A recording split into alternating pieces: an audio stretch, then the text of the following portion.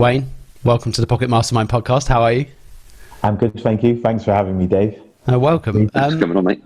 So you're the founder, director of WAYSU Marketing and PR. But before we get into talking about what WAYSU does and how you do it and what makes you guys different, I want to take it back to the start of your career. How did you get into, a career within marketing and PR in the first place? What attracted you into that, and what route did you take from making that decision to kind of where you are now? So I guess I've been quite lucky. During my A-levels, I decided that I wanted to either do psychology or marketing. Psychology was because I was watching a lot of Robbie, Coltrane and Cracker. And I was studying it at A-level, and I was doing business studies at A-level as well. So I had a chat with a good few people who had taken both routes, and it seemed that psychology seemed to be a lot of statistics, a lot of theory, a lot of real scientific work, which wasn't how I had perceived it. So I quite liked advertising, branding, consumer behavior. So I then literally did a degree in marketing at the University of Central Lancashire, where I met some of my best friends for life. So I've been doing marketing for over 20 years now. Thankfully for me, in the third year, doing the traditional milk round, I applied for 6 or 7 graduate jobs. And one of those was with Vodafone on a kind of innovative graduate scheme, which was over 2 years. I thankfully managed to get onto that scheme, and I've been working in marketing ever since, growing and evolving from what was offline marketing to a broad-based digital marketing platform now. So you've seen quite a big change in the industry since you first started, from, I guess, a lot of more. When you say offline, I assume a lot of that's kind of like newspaper-based stuff, outdoor stuff. So more digital stuff, right? Absolutely. So when I first started, leaflets, door drops, as we call them, DMs, were a big thing. But now, as you know, you get so many of them through your door, the rate of take-up is quite poor, but the cost of them is so cheap, some companies still find them delivering a return on investment. And just in terms of that cycle of where I've come from, I was there at the inception of marketing on mobile phones. So those first chunky WAP phones back in the pre-GPRS days, I was actually doing some marketing for Vodafone on those devices. So it has really come full circle, and it's been a really interesting journey, to be quite honest. And how long were you at Vodafone for? I was at Vodafone for 4.5 years. Interestingly, working across B2B, B2C, and doing some account management stuff, but mainly working on handset marketing. So at my age at the time, it was really a really exciting and pivotal time for me to be involved. So we were working on not just consumer, so cutting edge retail store, what do these phones actually do, but also how do we market to consumers who've just bought these phones so that we can push our services to them. So it was really cutting edge stuff, very interesting. And then where did you go from Vodafone? What was the motivation for the change? So there were a couple of motivations. So I've always said I want to keep things fresh. So I left Voda and went to do some contracting work first to expand my knowledge base.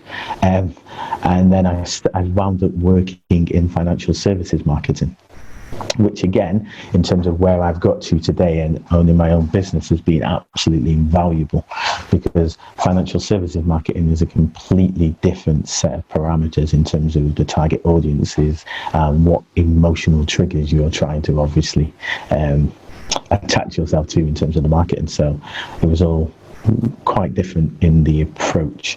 So what would you say the biggest things you learnt from that change in industry were, and how did that add to the skills that you now you now have, getting like you just said, a range of experience from different categories, kind of building in towards how that's become valuable now. What do you think those key things were? So one of them is 100% a longer sales cycle. So you're not very impulsively buying financial services and identity theft protection, which is one of the marketing services that we were selling. It's not an impulsive decision, whereas mobile phones and some of these fast-moving consumer goods that I've marketed since such time are impulse-based. So it's looking at different triggers in consumer behavior. It's also made me a lot more process-driven as well, because anyone who works in banking and finance understands that there are quite a lot of milestones and processes and legal departments and risk teams to work with before you can put things to market, and also working with regulatory bodies to understand what you can and cannot say in your claims. So it matured me a lot in terms of my approach to marketing. I can't say it was as fun because it wasn't.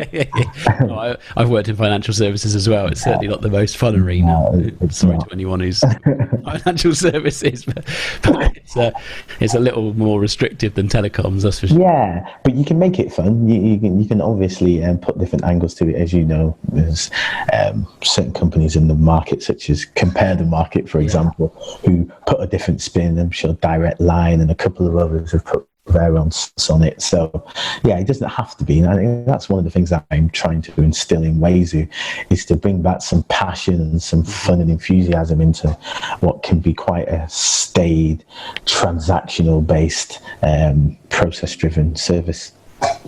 And then, so other steps then along the journey from that point to where you are now, what were some of the key decisions that you've felt that you feel you've made on that journey, and what were the drivers behind those decisions? Did you know you at some point you potentially wanted to set up on your own, or is that something that's grown over the time that you've been working throughout your career? No, it's a good question. I guess for me, I came to a decision a good few years ago that I didn't want to manage within a corporate structure a team of 10 to 20 people. If I was going to run a team of 10 to 20 people, I wanted to do it my way. I didn't want the macro environment pressures and the minutiae of HR and those kind of pressures impacting on the way that I ran my team. So I quite early on found myself quite niche roles where I could control agencies instead. So I would work with creative agencies, design agencies, customer service teams, and I would work with them and I would manage them kind of in a dotted line through to my management team. And that is a skill that I've been able to hone and evolve, and it's definitely helping me in what I now do today, because I'm my own boss now, so I have various different stakeholders, so I've got to understand the nuances of managing them in different ways. So you, again, going back to the financial services, managing large stakeholders has probably been quite beneficial from that standpoint. And then, like you say, managing remote, virtual colleagues, I guess you'd probably call them, has also been quite pivotal. What do you think of some of the key roles that have really made the biggest difference to get you to a point where you felt comfortable in starting out on your own, really? Because I think some people might be thinking, I've been in a career doing whatever, maybe doing exactly what you're doing for 10 or 15 years or so, and maybe have an ambition to start a business, but haven't really known what the right point is. When's it okay to do that? When's a good time to do that? And what would you say to anyone who's potentially in that position? What was that experience like for you? So it's interesting. So there's two ways that I could answer that. First of all is, when did it start to potentially click for me, and the confidence levels of how this might be something that I could do? Is quite interestingly, when I met you in the company that we were at, Virgin Media, I found that the teams and the individuals that I was working with at Virgin Media were full of brilliant minds, motivated people, best in class, superb at trying to generate change and affect change. And before then, in some of my other roles, it hadn't been like that. So I learned a lot from them, so that it became quite natural to me to work in a different type of way. So I would say that, working with different people, you don't want to be the cleverest guy in the room, but you also don't want to be out of your depth. So it was good to have that really good mix of people and characters and personalities within Virgin, and I bounced and learnt from them. What I would say as a nice elevation to that is then when I started working for Yale, is a very structured, process-driven environment. So it was very focused on the sales and the ROI and sweating the dollar, so to speak. And although as an employee, sometimes that can be a little bit grating and it can at times be a little bit intense, I learned a phenomenal amount in that process and doing that role, which now I'm owning my own business and having to account for every penny that we spend and every client penny that we spend. That has been absolutely invaluable. So it's that experience as well, that if I hadn't have had that, it would have been very difficult for me to just flip the switch, go from what can be seen sometimes as cozy corporate life, and sometimes it's easy to find that you can find the niche, and like you said yourself, you can be there for 10, 15, 20 years, and before you know it, you're 55 with grey hair wondering what the hell happened to your life. Or no hair. yeah, I could choose to shave mine. I could claim the same if I like this. So yes, I would say that those two roles were super pivotal for me in terms of the people who I met and then the processes that were underpinning what I was doing at the second company, Yale. In terms of what that advice would be in towards people who might want to take this jump themselves is, I think to be honest, you need a few things. You need confidence in yourself and your abilities. This isn't something that you can wing. This isn't football territory where you've got a natural honed skill and you can just phone it in. You really do need to have a skill and a trade and be able to evolve that skill and that trade so that you don't get left behind. I think if you can juggle initially anyway, what some people would call the side hustle or the additional revenue stream or the learning to set up your business alongside the day job, that would be a key piece of advice that I would provide, definitely. That takes a lot of the pressure off and you can find your feet in your own time. And you've also got that support network that I talked about in the Virgin Media days. You've then got that support network of people while you're still working who you can pick their brains, you can get ideas from them, you can say these are the types of things, that gaps in the market that I found, or I'm looking to launch this product, etc. I get some feedback and support from them. And then a third one I would say is you've got to look at capital. There's no point jumping into this with no money behind you at all, because again, it's all about, you don't want pressure. A good friend of mine talked about the best way out of the rat race is to actually accumulate some property or some revenue or some income to be able to sustain you for that first 3 to 6 months when you take the leap. So even if you've got a cracking idea, you've got to have something behind you. Because, for example, who knew that this pandemic was coming, for example, or if there's going to be a recession, or if, God forbid, you or your partner fall ill, or the people who you're working with you fall out with. These unknown dynamics can drastically change what was a great business idea or a great business premise that you had, can quickly change. So you do need some capital behind you. What are some of the general skills that you've either found that you had and grateful for having, or maybe some of the skills that you've then developed since setting up on your own that you didn't necessarily consider maybe beforehand, but you'd probably suggest that the general skills, that might apply to anyone who's thinking about starting a business themselves? That's a really good question. There are a good few skills. I'll try and rattle off a few quite quickly without boring anyone, but that's a really good question. So one of those would be the art of delegation. So people are quite happy to say yes, I'll take that on, I'll do that. Such and such client is a really good client, I'll do those 8 things. Yes, that's a really good supplier, I'll do those 20 things. But you've got to be able to not just prioritize but delegate to other people. So in terms of push back and say, well, if you provide me with X, Y and Z, I can deliver that by the end of the week. If I defer that down to one of my specialists and then I look at it at the 80% stage, that is better for everyone involved than me trying to take it on in the initial stage. And also, when you're like having a meeting with your specialist, in terms of empowering them, that's what you've employed them to do, is to crack on and nail this Google problem, or this Facebook marketing task, or this coding issue with a client's website. You've empowered them to do that. Let them get on. Don't try and own it all. So I'd say delegation is key. One of the things that I like to think that I've got is being able to articulate myself in a very clear and simple way. And as a business owner, that's key to picking up business, key to ensuring that your suppliers, your contractors, the people that you work with interpret exactly what you need them to do.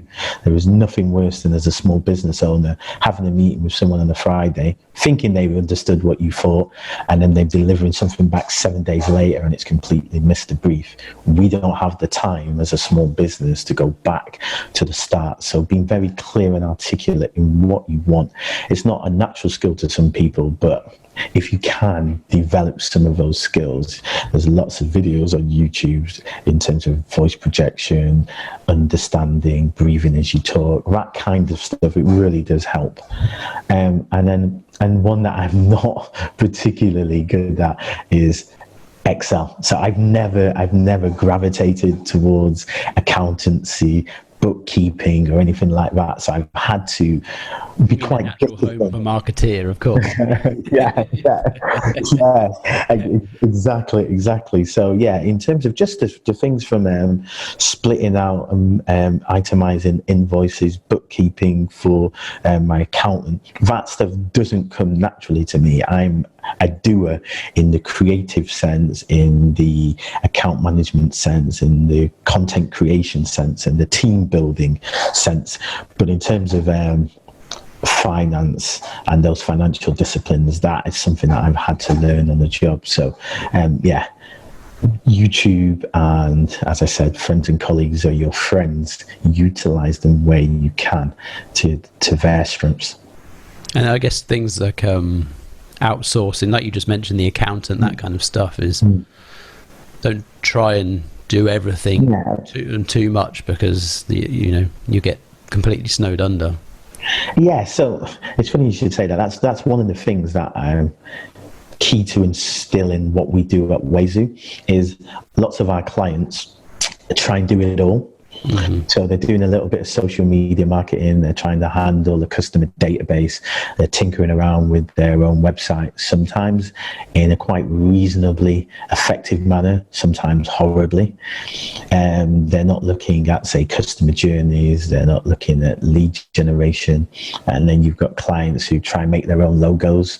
You've got clients who think that they're quite witty and very positive in the approach to their products, and where it might work on one social media channel such as Instagram, it falls flat on LinkedIn. Mm-hmm. So it's my job as a marketing agency owner to take that stream and to clear that path for our clients. So we have the initial consultation with the clients where we listen to them, understand what their problems are.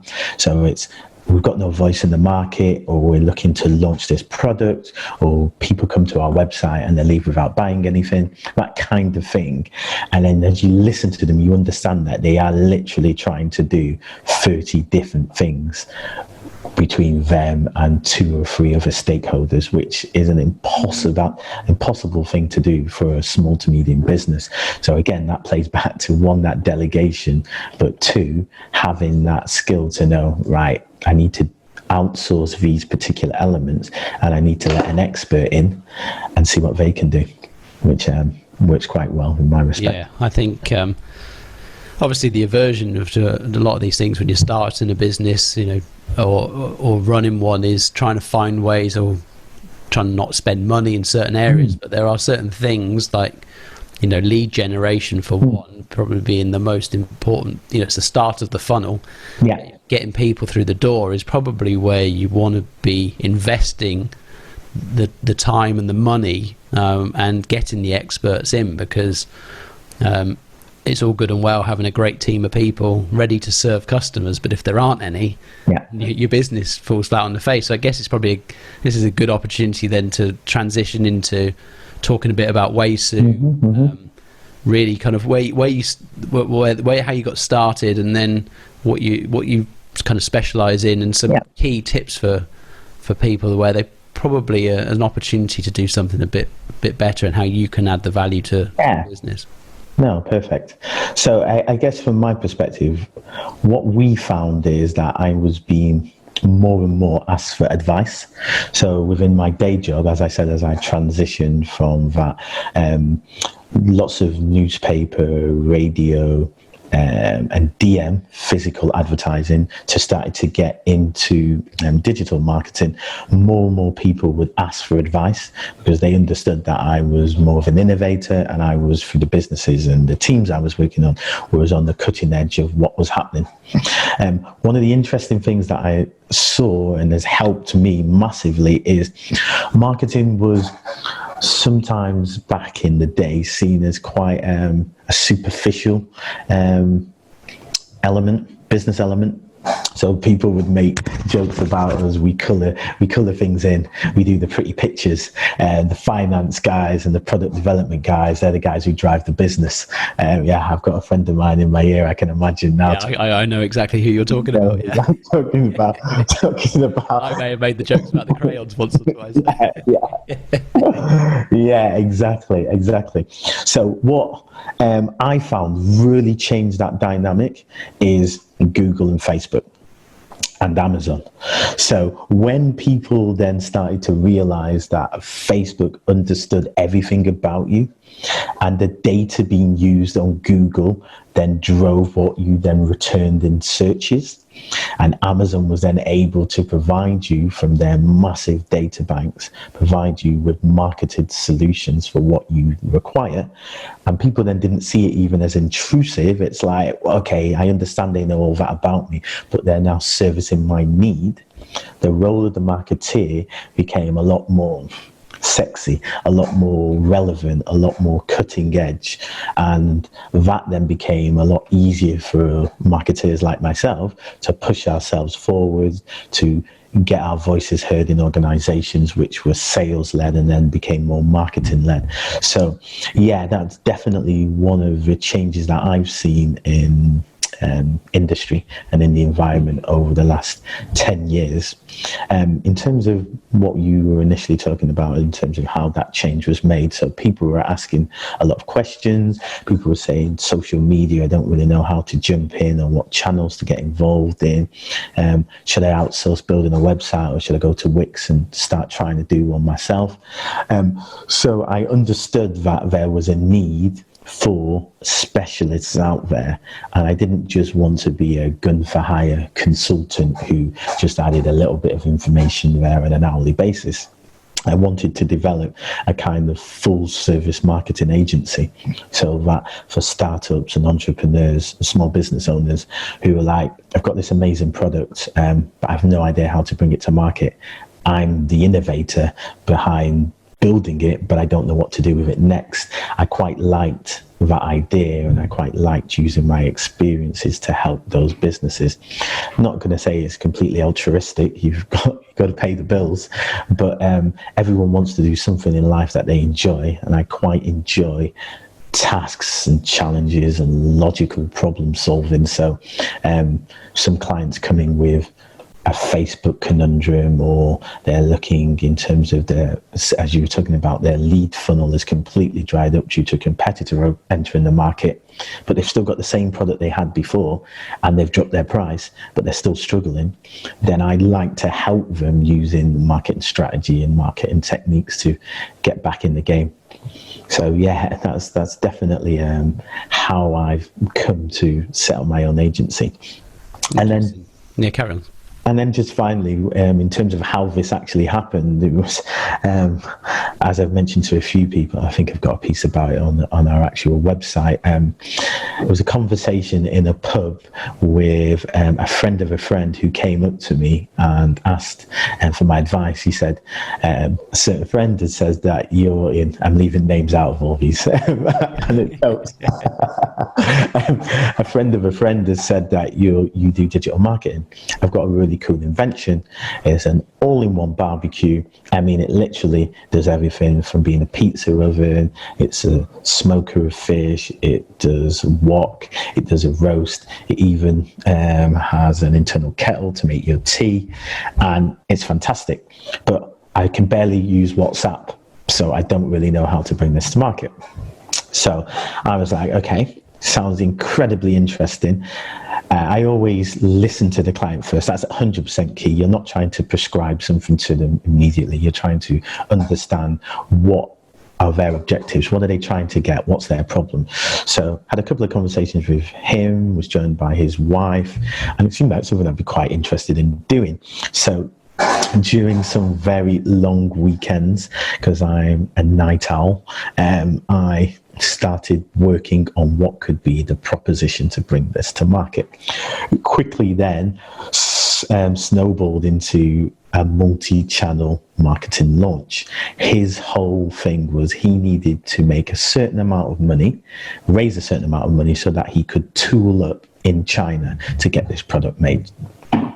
Because I'm a digital marketing expert and my partner is a public relations expert, we were able to devise with one of our trusted specialists, who we still use today, and devise a marketing plan and strategy to bring that to market via YouTube, via Facebook, via Instagram, and via a dedicated prospect email campaign to like-minded people who would want this barbecue. So playing on the consumer market, but also going further afield and then looking at scout associations and all sorts of outdoor orienteering type organizations here and in the US and in the Far East who would be interested in this proposition.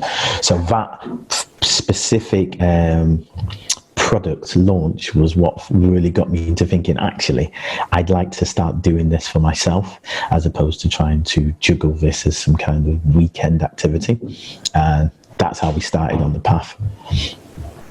And you able to talk a little bit more about the results of that? Yes. That campaign. So I think that's really interesting. The fact that it's a multi-channel, coordinated campaign. Yeah. It's probably, for a lot of smaller businesses, startup business, isn't necessarily something that they think of, and maybe or they try and do it, like you said before, try and do it themselves. It's not as easy as it seems to kind of try and coordinate that. Even trying to post on 3 social media channels in one go is hard work, never mind because create a coordinated campaign approach. So maybe talk to us a bit more about how you kind of executed that, what it looked like, and then kind of some of the results you're able to drive. No, you're right. It's sometimes only when you talk about these things you realize the Herculean challenges that were involved in actually bringing this to launch, considering, as I said, the digital inadequacies of the inventor. That I literally, with my team, had to do a lot of this ourselves. So there's a lot of planning and structure, which goes back to when I was working in the financial services sector, putting in place a plan that says, okay, we're going to do this in 6 stages. Stage 1 is, what are we going to do? We're going to do a press release telling certain people that we're going to launch this. Okay, how do you do a press release? Right, because my partner's a PR specialist. It was like, okay, you need a contact strategy, you need a little black book, or you need people who you're trying to target and tell them about your service or your product. Okay, social media is going to be massive, but you then got to understand what product or service you're selling and what market and platform that works on. So everyone knows now you've got everything from TikTok to Snapchat to Instagram to Facebook to Twitter to Reddit to YouTube to LinkedIn. It's understanding which of those will work for the client. You're trying to sweat every dollar. You're trying to ensure that they're not wasting £1,000 going down a particular avenue, because one, it impacts badly on you and perceptions about what you're trying to do for them, but also ultimately there is then less money for them to spend on marketing to get it right. So we're quite methodical about the way that we do the planning. There's got to be some test and learn, A/B testing, as we all know, but there's got to be a planning process in place, which you've got to handhold certain clients through. So that is one of the key things that we did, is the planning process. Secondly is skill up the team that you want on that project in the right way. So are you going to need someone to build a website and landing pages? If so, do get someone in there who is design minded, so it looks aesthetically bob on, but also you then need the copywriter who can write the copy so that it's got SEO value, so that it gets picked up by the right search engine algorithms. So there's a lot of elements behind building a campaign that, as I was saying to you earlier, clients sometimes don't understand when they try and do it all at once. So lots of processes, lots of putting people in the right places, putting together a plan, and then presenting that plan back to the clients, and then going, yeah, okay, I can see where the ROI is in that, because a lot of this marketing, kind of what we got with the current pandemic, is one of the first things that a lot of companies cut is marketing. So you kind of trying to instill in them that it's not about likes and engaging comments from your audience. You're trying to generate leads, or you're trying to build a lasting sentiment in the mind of the consumer that you are a brand who's credible and a brand that they should use. So there's quite a few elements that we pulled together. Anyway, as I was saying, you put together the plan, go through the plan with the client, and then we've got that phased approach. Here's what we're trying to do at the very beginning: create some awareness. Okay, when you've created awareness, what are you trying to do then? What are you trying to stimulate your consumer or your audience to do? Do you want them to buy? Do you want them to go to a website? Do you want them to just fill out a form for now? Do you want them to tell their friends? Or do you want them to come, as what this particular activity was, is to go to a crowdfunding site? What we wanted to do is we wanted to show them how amazing this product was and its multifunctional capabilities and its relatively cheap price point for all these things it could do, and then get them to go to the crowdfunding platform and say, I want a bit of that, I'll buy this. That then gave them a bigger pot of money that they would then be able to then use to do the tooling in China. So just to round that piece off, we were kind of given a challenge of generating $40,000 so they could do the tooling. The success of the digital marketing campaign that we generated enabled us to raise $250,000 in 6.5 to 8 weeks. And that was, for us, that convinced me, one, this is exciting, two, we know what we're doing and we're on the right path, and three, it's quite good to then get the feedbacks from the clients, obviously and understandably. This has worked, can you do more with this? I'm going to introduce you to a friend who they've got their own business and they're doing X, and then that's how these things can start to snowball. It was quite exciting because we used a professional to make a video, like a 3-minute video, that we would then edit into different editable bite-sized consumables for different channels, and then that would get picked up in random places like Japan or in Sydney, and they would then be talking about it on their blogs or on their Facebook user groups, and then we'd be getting backlinks to the client's landing page talking about this revolutionary all-in-one barbecue. So obviously that then helps us in our marketing to understand there is a lot of power behind digital marketing. It's instantaneous as well. You can literally put something out there, and it's quite easy and cliche to say, oh, something can go viral. It's what you want that viral to be. If you get 100,000 likes and ultimately you get 2 orders, it's gone viral, but it hasn't generated anything for you. Ultimately, if you get 100,000 orders and you can only service 20, you've got a very disappointed initial customer base, and first impressions count, and those customers won't come back. So it's putting together a very clever and nuanced marketing strategy and in-channel tactics to make these things work. I think it's really interesting because I think, you know, we're conditioned just in our personal lives that, you know, likes are the thing, right? Yeah. And I think that ends up getting carried over a lot of times into business. And you know, if you are a small business, you're not going to be an expert at everything. It's not possible, right? But yet you kind of try and build in your own sales funnel. Effectively, is the case for many people, I think. Yeah. And I think utilizing the expert skills like someone like yourself to actually build that strategy. What are you trying to achieve? What is the point of the funnel? Like you just said, is it filling in a form? Is it clicking an order? Is it going on to some other stage?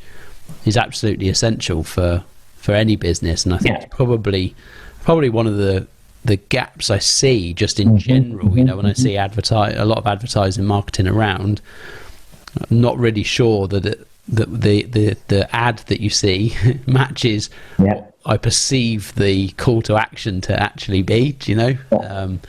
So it's quite interesting. I think more people should spend a bit more time thinking about what they actually want that funnel to look like. Any other areas that you see quite consistently with kind of small medium businesses where you've gone in and made that difference? Does that make sense as a question? Yeah, no, it's something that I'm quite passionate about, to be quite honest, is the data. So it's interesting, it's a complete opposite of me not being excited by Excel is actually understanding the data within your business. They're 2 completely different things. So I might go into a client who's got Google Analytics set up for their website, but they've never looked at it. And they wonder why no one is buying or converting on their website, and their competitors are eating their lunch. So for me, to be able to go into Google Analytics and look at their visitor numbers, their traffic by day, the bounce rate of people who come and immediately leave, where on the website they actually visit, and why are they not going to this page or this portal or this section. What is the average time on site? Oh, you're saying they're only spending 20 seconds on your website, but they used to spend 3 minutes on your website. Have you not wondered why that might be? If you get into the data, or you pay someone to get into the data, all of a sudden things can be a lot easier than pushing that boulder up the hill.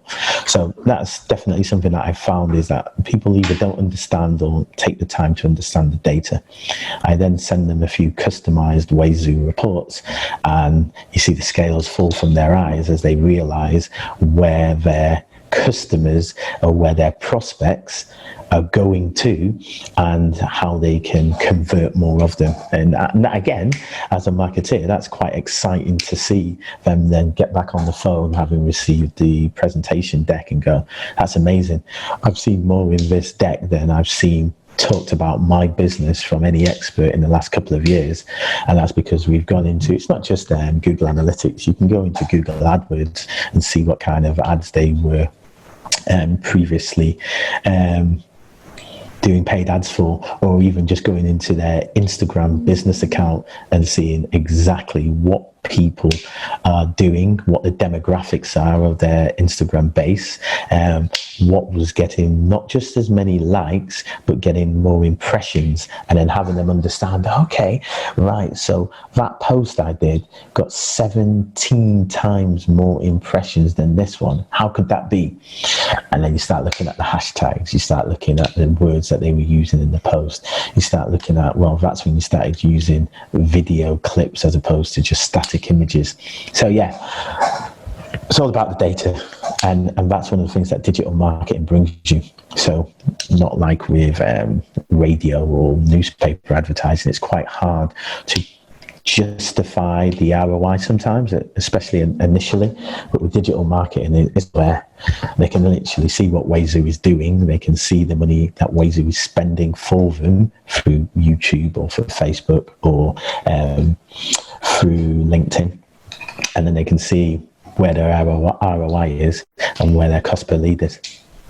And that's I think the interesting thing with the digital is, if you know what you're doing, you can save a fortune, and if you don't, you can definitely spend a fortune and end up with no results, right? Because an advert that doesn't actually have a clear call to action, or clear what the product is or the service is, or you've hit the wrong people. You have, but the amount of the thing with Facebook and advertising in those kind of platforms, very powerful if you know what you're doing, but a minefield, I think, if you don't.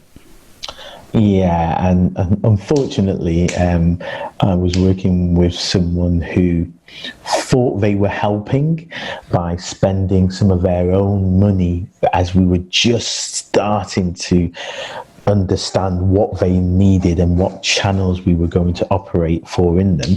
They started spending their own money trying to boost their own posts, and they spent a lot of money, unfortunately, and wasted a lot of money getting a hell of a lot of likes and a hell of a lot of engagement from people saying this looks really cool, but it was not generating any form submissions, which is ultimately what they wanted. And that goes back to what I was originally saying. That then harms the campaign, because if there's money being wasted, there's less money to spend in getting it right.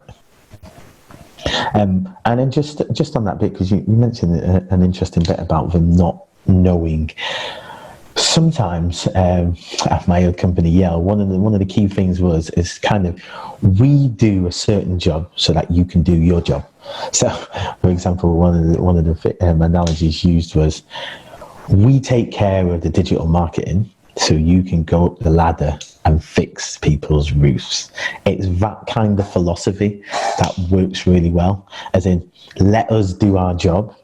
It's all very transparent because it's digital marketing, but let us do our jobs. Let us guide you along the way. We'll listen. We'll understand what you're trying to achieve, but then let us crack on and show you the results. Some of these results are not instantaneous. You can't just generate from 0 to 100 miles an hour in some channels, but we can show you the proof points that work, and we can give you some nice little quick wins along the way, because every website that I've looked at needs some form of optimization.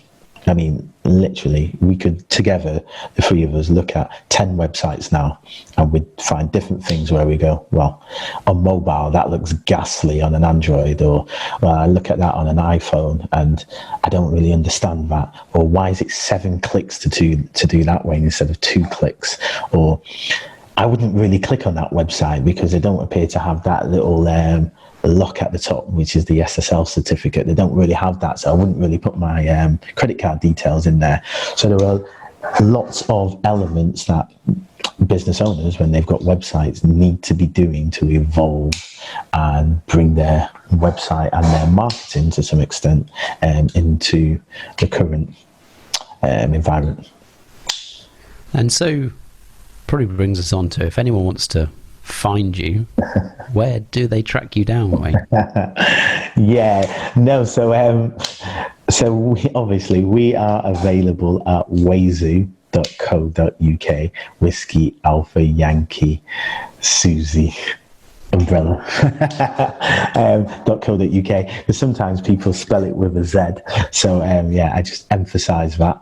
And we're also on all the available social channels, LinkedIn, Facebook, Instagram, and I can be contacted on phone as well on 0118 449 2524.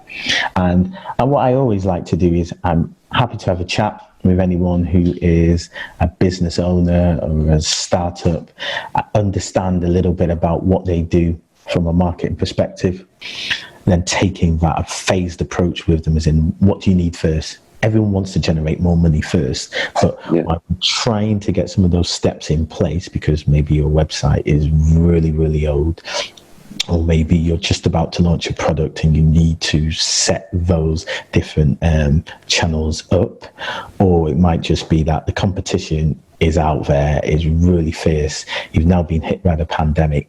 So what are you going to be doing to differentiate and stand out in the market?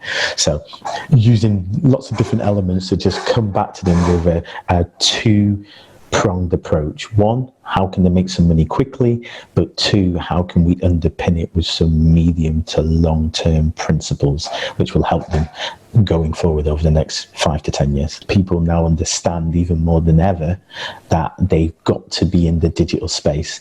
People are spending a hell of a lot more time online at this moment in time on their phones, glued to them, sat at home bored, when they're not on Netflix, and on their laptops searching for whatever when they're not on Amazon.